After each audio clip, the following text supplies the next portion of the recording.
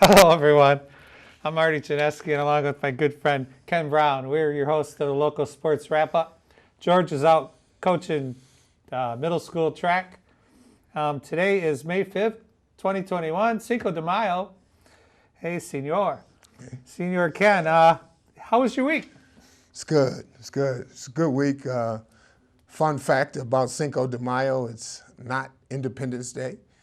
It's when they actually beat the French and they kept their land. So that's what Cinco de Mayo is. My son had that. I had that in third grade this morning. Fun fact, You're learning something still at what, 48? Yeah, 49. 49. Still learning. Yeah. They're still learning. There I'm we go. 61, still learning.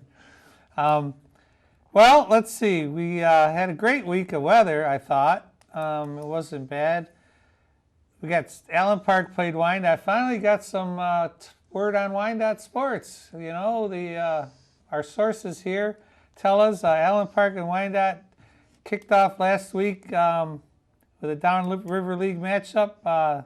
Unfortunately, the host Jaguars exploded for 9 first-inning runs and rolled to a 15-0 mercy over Roosevelt. With that win, Allen Park improved to 10-4 overall, and they are 5-1 in the Downriver League. Yeah. I think the good news about that is Wyandotte held them to 6 runs for the last 4 innings, right? Yeah. I still say, and their record, I mean, we've got the Bears records here, but they, I don't think they're catching the ball. I mean, you can't have that many hits. You know, scoring 9 runs, you're giving extra outs is what I would like to say. We used to tell the kids, you know, we get extra outs, we're going to score some runs. But if we give extra outs, we're going to give up. So when the ball comes at you, catch it. Outs got to be outs. Yeah. Bottom line, outs have to be outs. The puppies especially, the gimme outs. Yeah. The Bears are 5-10, 3-3 in Downriver League. On Tuesday, Katrina Caldwell and Maddie Rushlow accounted for the 2 hits. And then Paige Olsen actually got a walk. So it sounds like they had 3 base runners. That's a tough night. Yeah, at least they broke up the no-hitter, right? Yeah. One got to look on the positive sides. But yeah, I mean, if you're giving up that many runs, and we've looked at I'm shocked that they're 3-3 in the Downriver League. But that's good. They're at 500. They're only 2 games back of the leaders. You know, you still got a fighting chance, right? You just got to come out and get better, you know, and that's normally if you had a young team, that's what it's about, getting better over time. So hopefully the Bears get better. And the Allen Park baseball the same day, they held off the Wyandotte Roosevelt Bears. They were down 4 in the top of the 7th when Roosevelt made a little comeback bid, but the Jags held on to a 5-3 victory. Allen Park's 8-9 in the Downriver League. They're 4-3. 8-9 overall. They had lost 7-3 to the Bears the last time they played, and the Bears are 6-11. They're 3-5 in the Downriver League. Yeah, Manny Gutierrez got the start for the Bears. He fanned 7 hitters in 4 innings and yielded 5 hits, 2 walks and 5 runs, 3 of them earned. Dominic Neal came on for the last 2 innings and held Allen Park scoreless. The senior didn't walk anyone, and he gave up just 1 hit. So it sounds like the pitching's coming together. You know, you got at least a 2-man rotation there. That's not bad. And they're 500 overall. And as I believe a couple of weeks ago, George said they won a game and then started 1-6, 1-5. So they're making a little bit of a comeback. That's as you have your team, you start to see where you can put kids to be in the best position for them. Yeah. You know, the best position to help the team. And if you have enough games, you see the kid.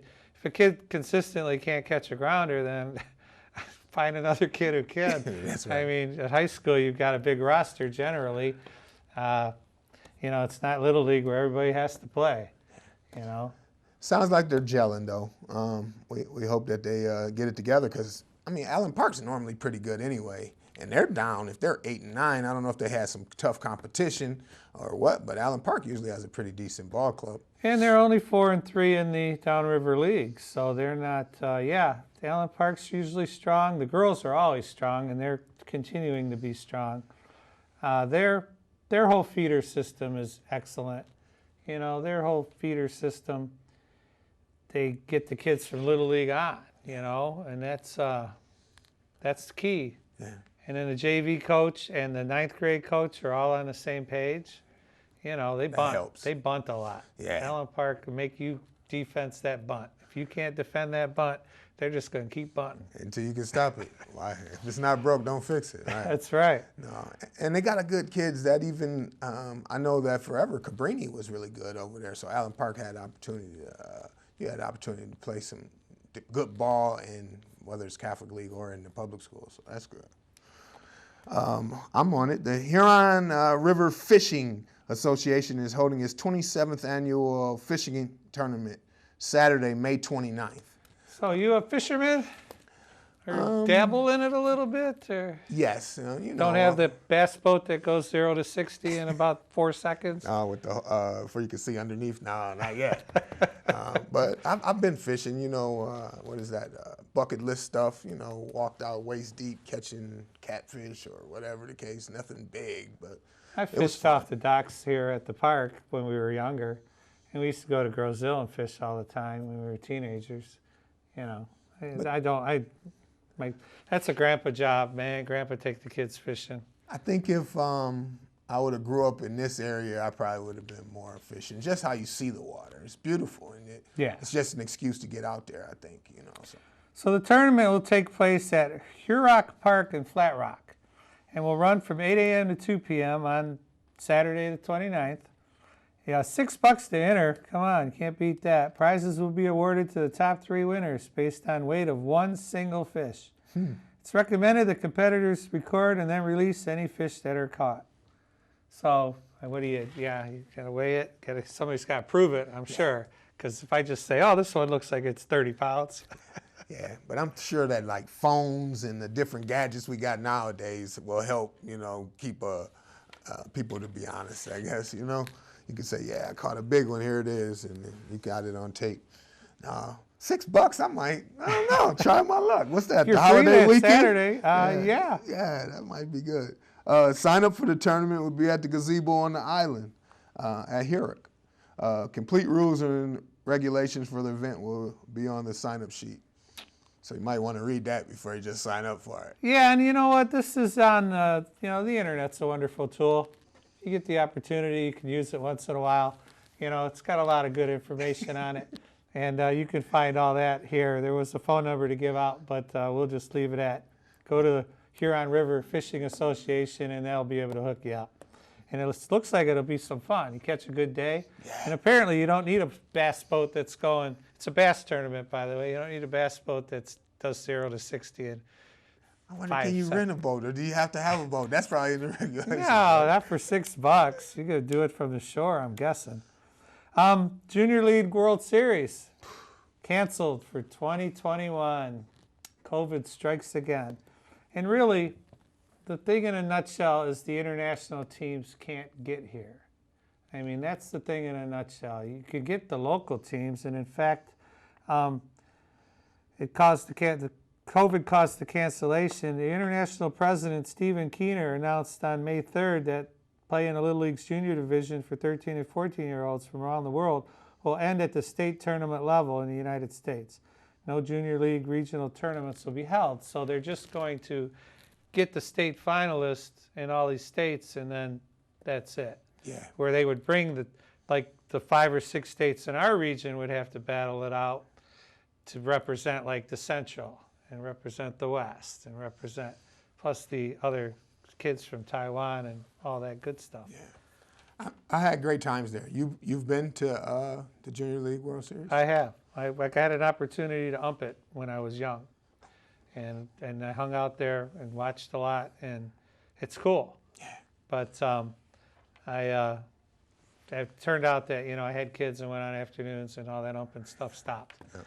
I got a quick story about the Junior League World Series. The year under me in Little League baseball, so when we were junior leagues, I was 14, they were 13 from Ypsilanti. They went to the Junior League World Series. They won Michigan State, and then they were qualified to the World Series. Back in those days, the Michigan representative always went. There was always a team from Michigan, Correct. No matter what. And then they would go. So my 14-year-old year, the kids under us went. So I had a chance to go then. And then fast forward about 20 years, I was coaching baseball at Kemney Center on 4th Street, and we had to find a league. So we joined the Taylor League. One of those Taylor, Northwest or someone, they played there. That was their home stadium. Yeah, yeah. So those kids got a chance to play there every day, and I was like, you just don't know, like it's sweet, you know. So it was good. We got a chance to expose some neighborhood kids to the Junior League World Series, and then we kept going back after every year, every August. So I didn't get a chance to go last year, obviously, because it was canceled, but I went the year before. I've been every year. It's a great place, man. It's a great venue to watch a game. Hopefully it comes back.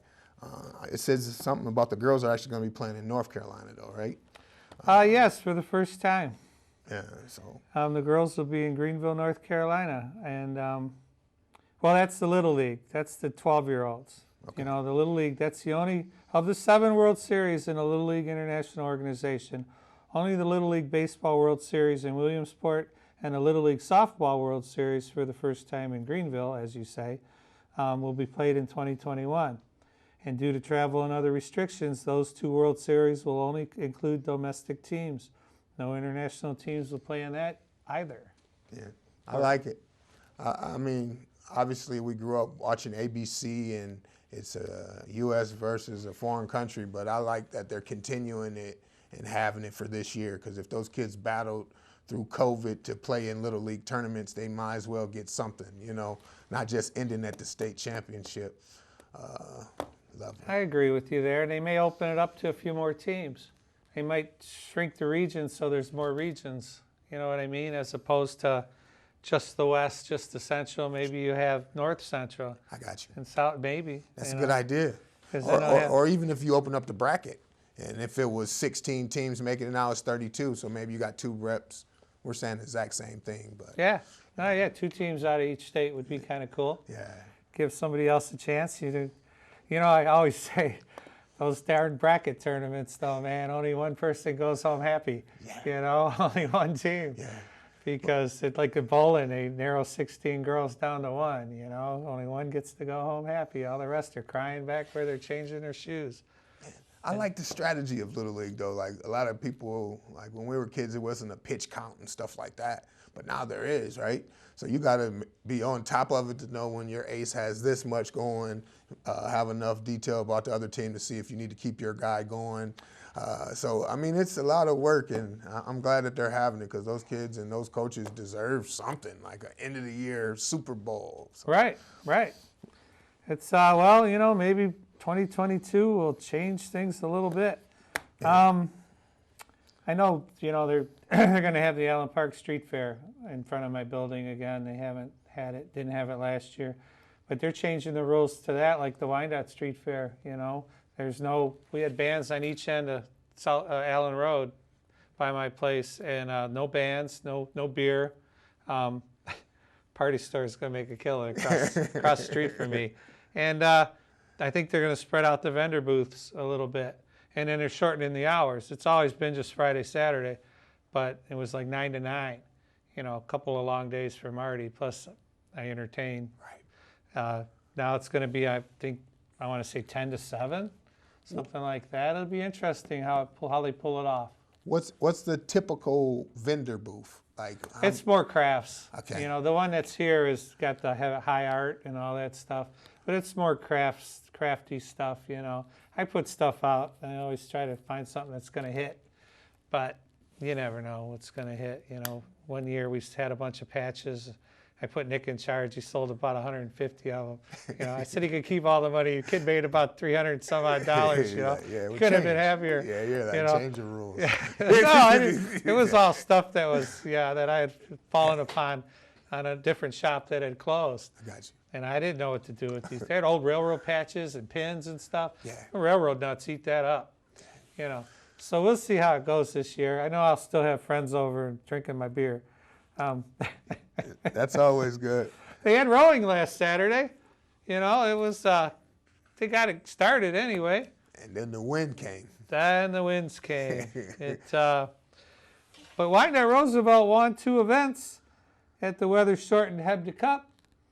55th annual Hebda Memorial Cup was held last Saturday, and It came to an early end as high winds on the river created a rough water late in the morning and made it unsafe for rowing to continue. And I tell you, if you were doing anything outside on Saturday, you knew it was blowing. And overall, the participating crews did get a few hours on the water, and in that time finished all qualifying heats and got through the 7 final races out of a total of 20.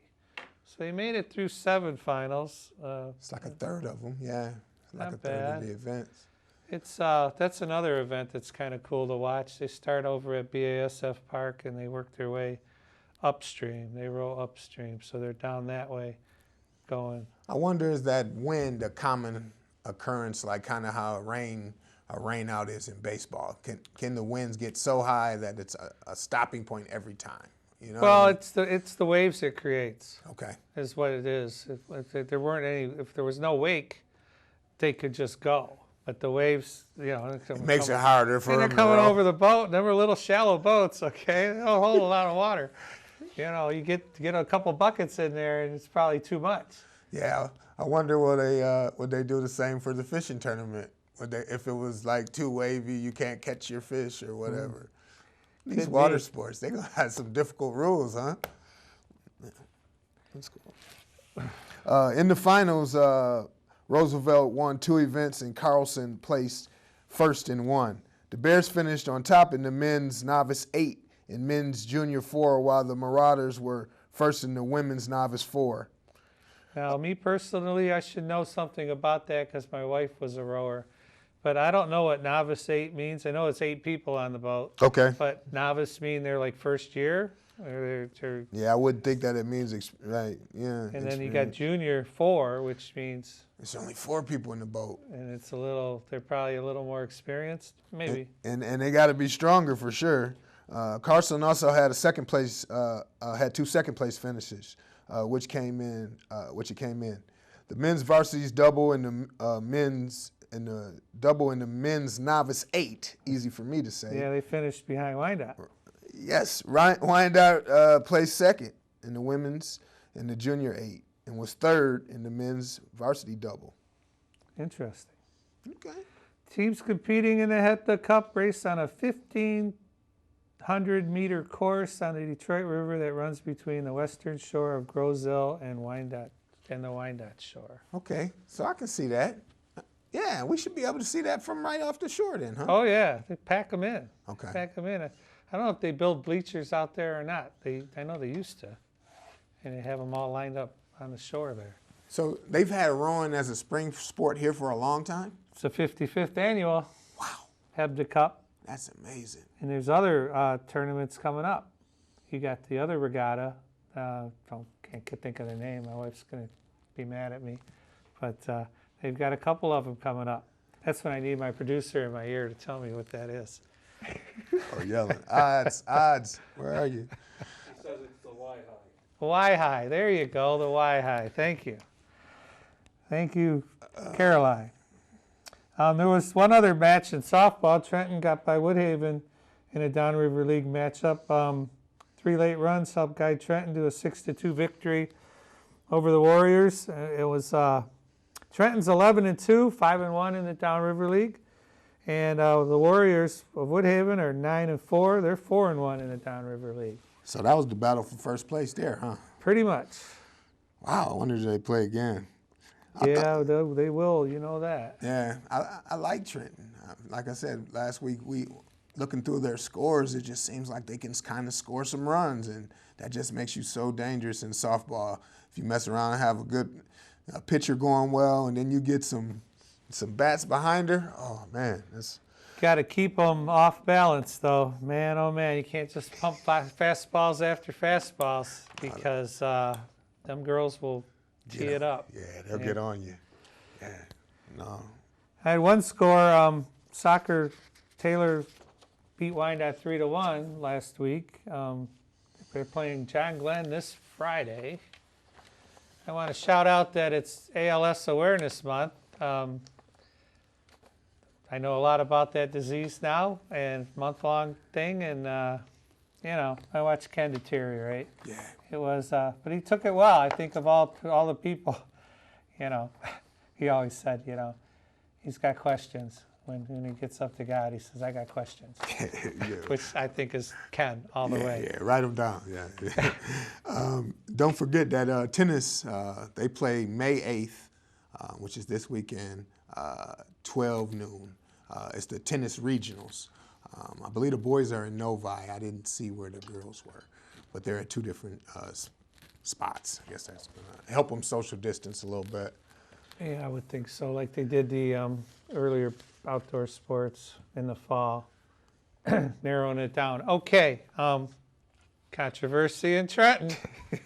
Football. Everybody loves football, but they're having problems in Trenton picking a new high school coach. Oh, they picked a new high school coach, and then people went.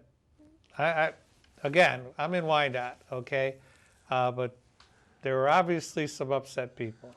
Definitely. And a special probe, found irregularities in the process to find the Trenton head football coach, and they're going to start over. And after a probe into the Trenton thing, Little League coach over 2 more experienced coaches, irregularities have been found. The district announced Friday it will now restart the search from scratch with significant changes. What do you suppose them significant changes are? It's got to be a criteria of the hiring process of some nature, I'm sure. It didn't help Mr. Miller that he resigned from the school board and then he went to be the coach, it looks like. That wasn't a part of it. School Superintendent Douglas Mensler said there was a breakdown in several parts of the process that selected Mike Hawkins to be given the position. Hawkins, who just recently resigned from the longtime position as the school board, was chosen over experienced longtime Trenton coaches Aaron Seghetti and Bill Miller. Although the selection process was restart, it will do so without one of the 3 finalists. Seghetti says he's out. Yeah, it's unfortunate. He may be the guy for the job, but, you know, as we discussed last week, not being close to the situation, the guy deserves a shot. If he was the Little League, if he ran the Little League program and trained all these kids, he could move up, you know, we'll see. But it's logical. It's a logical move for a Little League coach to transition into a high school coach. Right, because heck, you know, if you put the time in, you know. But what about these 2 guys that sat, you know, in the wings? You know, one guy's been coaching, and I asked, you know, we listed it last week, you know. Now I did last week. I said, I wonder what their record was. Right, so they were 3-4, and it's tough. It's a COVID year, 3-3 in Downriver, you know. So they weren't gangbusters. Like they weren't 6-1, and he's getting this. So I think that still goes towards the Little League guy, as long as they do it in the right manner. I think that there should be a process, and they have to follow it. But I still lean on the side of if that Little League person has put that time in, and he knows those kids, and he has built a solid system, and he's going to bring in some good coaching with him, that he's got a shot to be good.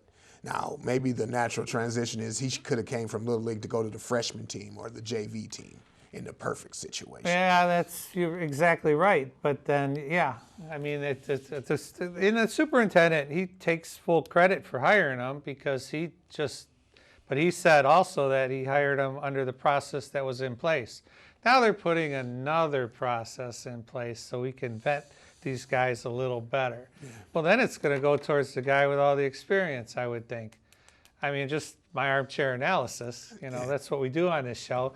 You can't use our comments against us. Right. And why would they have a research if they had the guy they wanted? I mean, you know what I'm saying? If they had the guy, I don't know why they would. And they put out a letter to all the parents. I'm going to run through this real quick. After listening to the concerns of the community and meeting with the Trenton High School administration, it became necessary to undertake a more extensive review of the head football coach hiring process.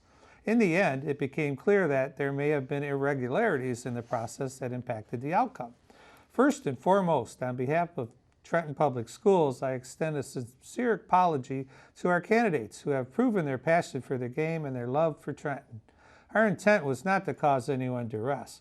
However, as the superintendent who is ultimately responsible for the hiring of all TPS staff, I have made the decision to repost the position and start our search over. All previous candidates are encouraged to apply. That's the letter they sent out to all the parents, all the students' parents, everybody interested. Now, maybe they'll get another app. Yeah. Maybe they'll get somebody else in the mix. But I'm with you. You got to work. You can work your way up and jump people. Happens all the time. Yeah. And don't forget to get a hold of us, localsportswrapup@gmail.com. This half hour flew by. Yeah. I will say that. Again, ALS Awareness Week. Read a book. Read Tuesdays with Maury. You want to learn about that. What else is going on? Email us there. Watch us on YouTube. Oh, it's Mother's Day this weekend. Got to say hi, Mom. Yeah, You know, hi, and Mom. you got any plans for Mother's Day? Got to go see Mom. But Yeah, that, and then, you know, make sure the wife feels good. Yeah, you know, yeah. About Mother's Day. You got a few minutes? You know, the NFL draft was last week, right? Ah, yes. Yeah, the Lions, I think, went for defense, for the line. They got, the offensive tackle from Oregon. Cool thing, my daughter, Kennedy, who graduated from Wyandotte, actually had an opportunity to work the NFL draft. Nice. She did her internship, taking tickets and talking to people. She actually met Goodell. Oh, So really? I just email him and say, it was nice meeting you, you know. So shout out to Kim That's for working cool. hard and getting. Was she just behind the scenes right there in Cleveland? Yeah, they flew her out, paid for her room. She lived Very big. nice. Yeah, so it was good, man. And the Lions got offensive tackle that they needed. And a couple of defensive guys and only like one skill player. But you know what? You guys start in the trenches, I believe. Yeah, and the Dallas Cowboys got a great linebacker that sat out last year for Penn State. Now he'll be the #1 pick for the Cowboys, and they'll be good Are you a Cowboy guy? all day. It's Tony too easy. Dorsett. Too easy to be a fan. It's Roger hard to be a Lions Staubach. fan. It's hard to be a Lions fan. It's so easy to be a Steeler fan or a Cowboy fan. I think loyal. You know, if you started Lions. with something, The line on the Lions is 5.5. I'm going to Vegas in July. Not that you need to go to Vegas.